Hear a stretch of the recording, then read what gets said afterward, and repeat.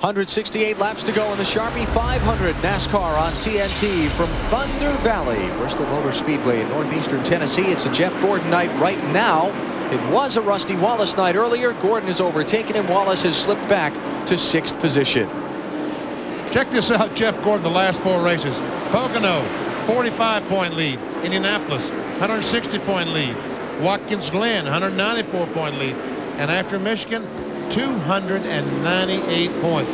Man, he's been pointed on the last little bit. But right now, Tony Stewart is the guy that's pointed on. Stewart in second, the orange car, catching up to Gordon as they've worked some lap traffic over the last short while. Stewart has not yet led tonight. Started back in 18th, Marty. And Tony Stewart right now, Alan, just a little bit tight, like we said earlier. Although he has not said the word, that's the suspicion on Greg Zipadelli's part. Very happy with the car right now. We might see some guys on pit road try some strategy. Maybe 2 tires, maybe no tires on this last stop. Today Burns. Same story as before for Kevin Harvick. He's a little bit tight in the center, but after the 10-lap period or so, the car gets very good, and now he's about 4 seconds behind Tony Stewart trying to catch him. Matt? It's taken Steve Park over 100 laps to climb from 9th on his restart when he pitted at lap 235 up to 4th. Nothing new on the voltmeter.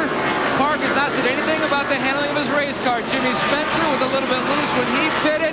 They took a little bit of air pressure out, a half a pound out of the right rear. Spencer says the car is fine. Spencer's in 5th. You've got Rusty Wallace in 6th. Rusty has led 123 laps tonight, but he has fallen back over the last 40-50 laps. From the lead to 2nd, now back to 6th, and we may have a new leader here.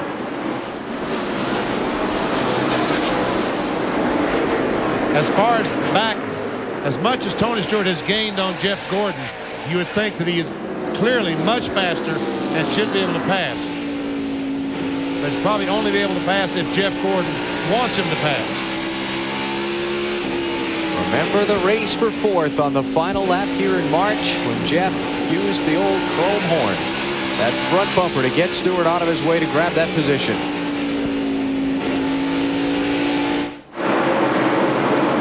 Looking a little farther back, change for 6th place. Bobby Labonte has just gotten around Rusty Wallace, so Rusty's struggles continue. Let's check in on Bobby Labonte with Marty. He's been quite impressive, Alan, working his way up through the field. Currently 6th, as you said. Again, he's never finished in the top 5 here. The car has a slight push, and he has been the fastest car on the racetrack for a good while now. Definitely faster than the leader, Jeff Gordon. Behind Bobby, you've got Rusty Wallace we talked about, then Dale Jarrett. Now back to 8th place. DJ, the 97 winner of this race. Got some damage in one of the early crashes, but he's kept on trucking. There's a change for position. Ricky Rudd got in the back of the 5 car. Terry Labonte moved him uphill just a little bit. Dave Burns on the 28. Well, I don't think that'll help his car turn. That is Ricky Rudd. But before the last pit stop, that's what he radioed in. They couldn't get it to turn. His crew chief, Michael McSwain, said they made major changes last time, and I checked with him a few laps ago, and I got the thumbs up. Ricky's much happier with the car. Behind Rudd, you've got Jeff Burton, who came with him under Terry Labonte. Jeff is in 10th, started 22nd. And then Terry Labonte.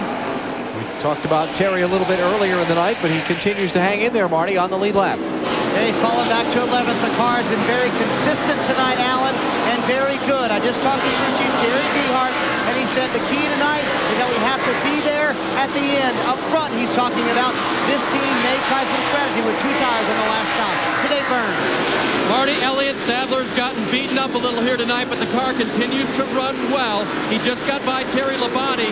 A little bit of tow-out problem from all that beating and banging, but generally pretty good. And the reports from Elliott coming on the radio have been very positive. So Elliott's there now in 11th. Terry Labonte is 12th. Then you've got Jeremy Mayfield, who's in 13th. He started 30th. Unspectacular night for Mayfield, though he has managed to miss the wrecks that have brought out 12 caution flags in this one. Again, Mayfield in 13th, in 12th, no, 13th. I had it right on the lead lap. Next behind Jeremy will be Dave Blaney.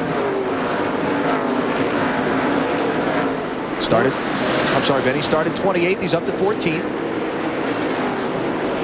As he tries to get by the 77 car of Robert Presley, and we see a battle for the lead. Tony Stewart has it. Finally got the run on him. Caution, trouble in the backstretch. Todd Bodine. Boy, it's been a tough night for the Bodines.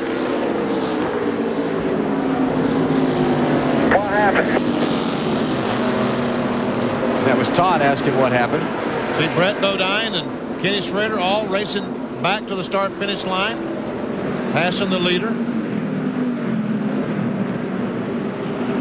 Schrader was 2 laps down after that green flag pit stop earlier when he was struggling. I think the pit stop happened while we were away in a commercial, but he did make the green flag pit stop. Loose tire on that car was what caused Schrader to handle so poorly.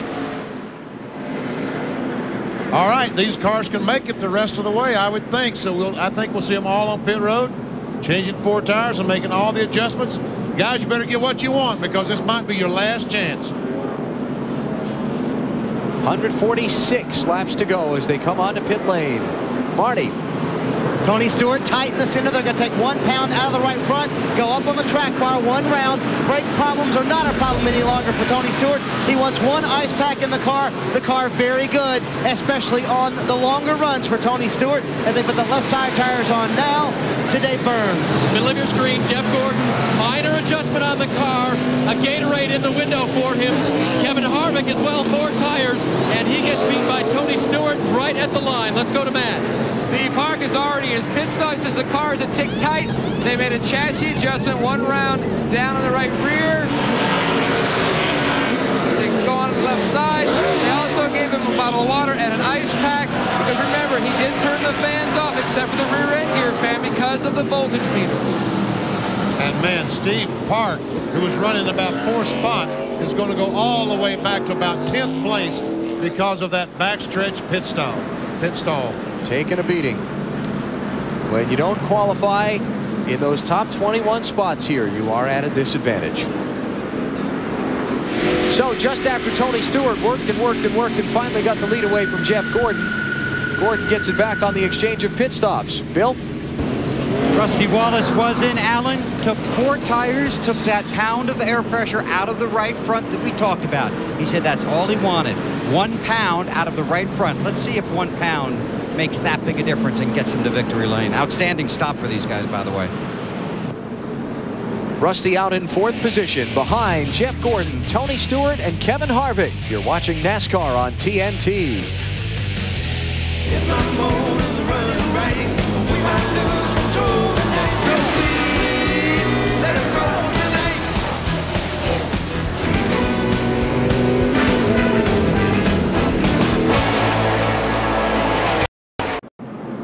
What an incredible place. 150,000 seat stadium for stock car racing. Bristol Motor Speedway did not have its track open up back in 1961. It was July 26th of that year when they held the first race here. Track only had 22-degree banking in those days. There's Fireball Roberts, Joe Weatherly, Buck Baker, the stars of the day. They went at it on this half-mile track before a pretty good crowd. 18,000 people were here that day. When the afternoon was done, the race was won by Jack Smith, holding the winner's trophy. The 36-degree banking added in 1969. The first night race, 1978. And you look at the results from that very first race here at Bristol. Ned Jarrett and Richard Petty. Buddy Baker in there, too. 140 laps to go, and we're back racing here at Bristol. Now Jeff Gordon back in front of Tony Stewart after the exchange of pit stops.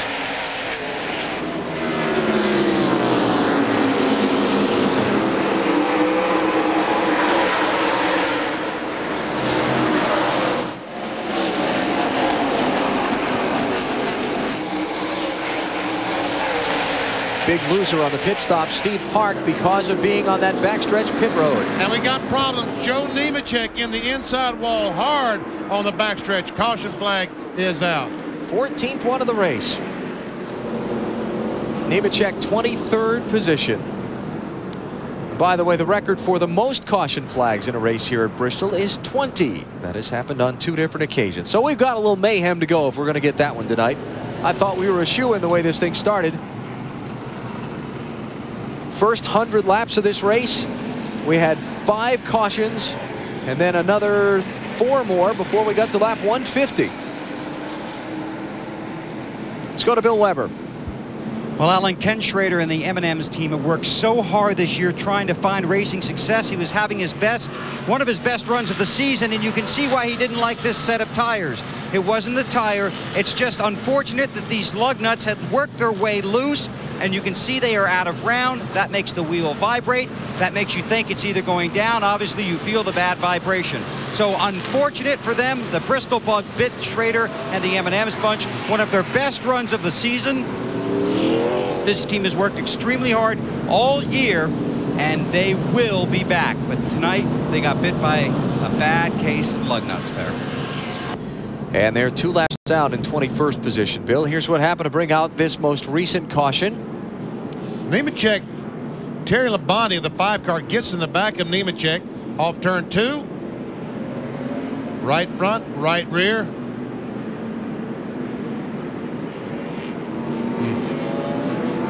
And big time damage.